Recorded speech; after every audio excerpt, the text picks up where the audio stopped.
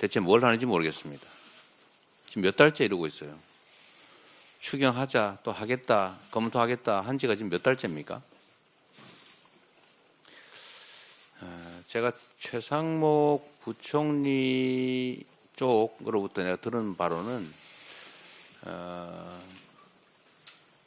재정 조기 집행을 해보고 1분기 지난 다음에 추경을 뭐 해보겠다는 얘기를 제가 1월 달쯤에 들었어요.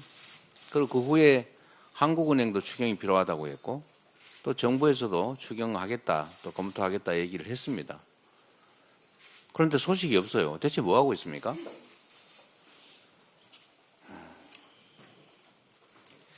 국민들의 고통에 대한 공감이 없는 거겠죠.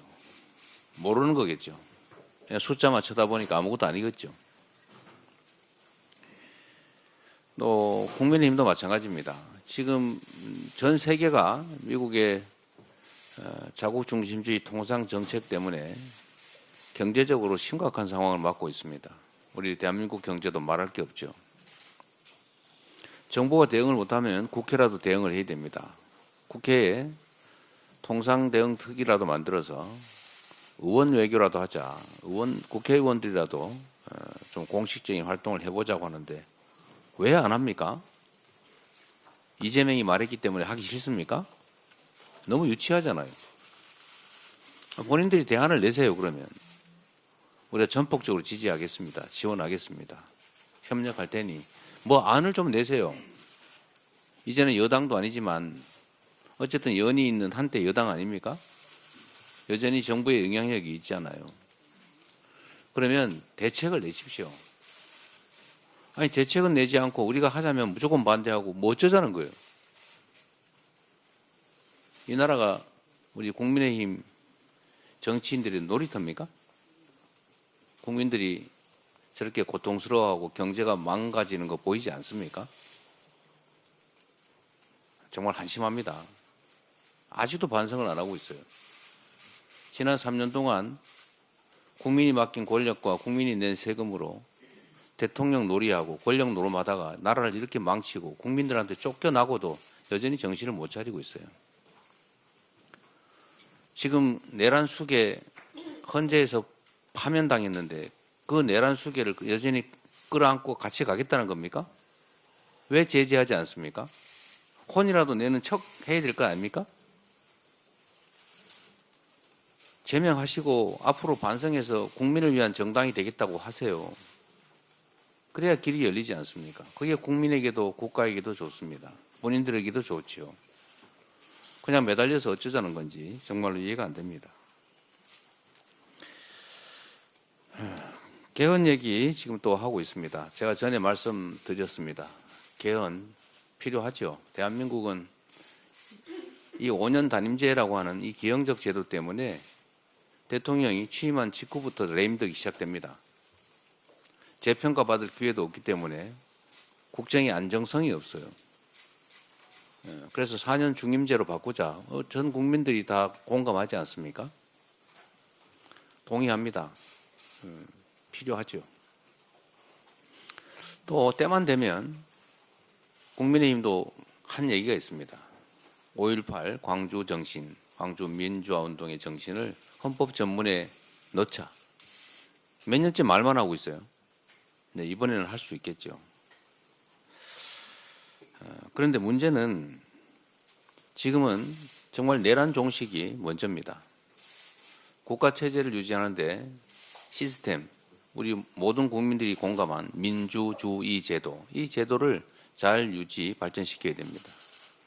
그런데 군사 쿠데타를 통해서 국가 권력의 최고 정점에 있는 대통령이 국민을 향해서 총뿌리를 겨누고 대한민국의 헌정 질서를 통째로 파괴했습니다. 민주주의를 위협했죠. 국민들의 힘으로 간신히 복구하는 중입니다. 민주주의 파괴를 막는 것이 중요합니다. 민주주의 발전시키는 것도 중요합니다. 그러나 지금 당장은 민주주의의 파괴를 막는 것이 훨씬 더 긴급하고 중요합니다. 우선은 내란 종식에 좀 집중해 줬으면 좋겠다는 생각이 듭니다. 개헌으로 적당히 넘어가려는 생각을 국민의힘이 하지 않기를 바랍니다.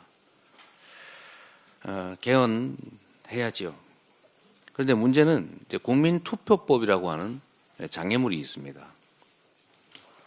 지금 현재 국민투표법상으로 사전투표가 허용되지 않기 때문에 동시에 이 개헌을 하려면 헌법 개정안에 대해서는 본투표일에만 할 수 있고 사전투표하는 사람은 사전투표장에서 개헌투표를 할 수가 없습니다. 그렇게 되면 과반수가 안 될 가능성이 매우 높죠. 그러면 국민투표법을 개정해야 되는데 이게 또 시한이 있어요. 거의 이번 주 안에 처리가 되지 않으면 실질적으로 60일 안에 대선과 동시에 개헌을 하기가 물리적으로 불가능하다고 합니다. 최선을 다해서 국민투표법 개정을 해보도록 노력하겠습니다. 만약에 국민투표법이 신속하게 합의돼서 개정이 되고 시행이 된다면 개헌이 물리적으로는 가능하게 되겠죠. 그런데 이 개헌 문제를 가지고 일부 정치 세력들이 기대하는 것처럼 논점을 흐리고 내란의 문제를 이 개헌 문제로 덮으려고 하는 그런 시도를 하면 안 되겠습니다. 그러나 5.18 정신, 광주 정신을 헌법 전문에 게재하는 문제, 또 계엄을 요건을 강화해서 함부로 남용해서 친위 군사 쿠데타를 할 수 없게 하는 것, 이거는 국민의힘도 반대하지 않을 거라고 봅니다. 광주 5.18 정신 역시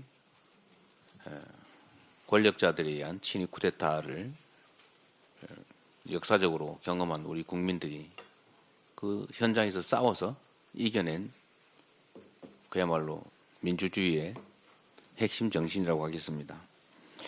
5.18 민주화 운동에 관한 5.18 정신, 그리고 계엄 요건 강화 정도는 국민투표법이 개정이 돼서 현실적으로 개헌이 가능하다면 곧바로 처리할 수 있을 것 같습니다. 내란 종식, 내란 극복을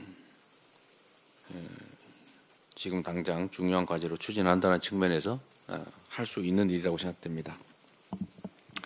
그 외에 대통령의 4년 연임제 또는 중임제, 또 감사원의 국회의관, 또 국무총리 추천 문제, 추천제 도입, 또 결선투표제, 지자치분권 강화, 또 국민의 기본권 강화, 이런 것들은 매우 논쟁의 여지가 커서 실제로 결과는 못 내면서 논쟁만 격화되는, 또 어쩌면 국론 분열의 원인이 될 수도 있습니다.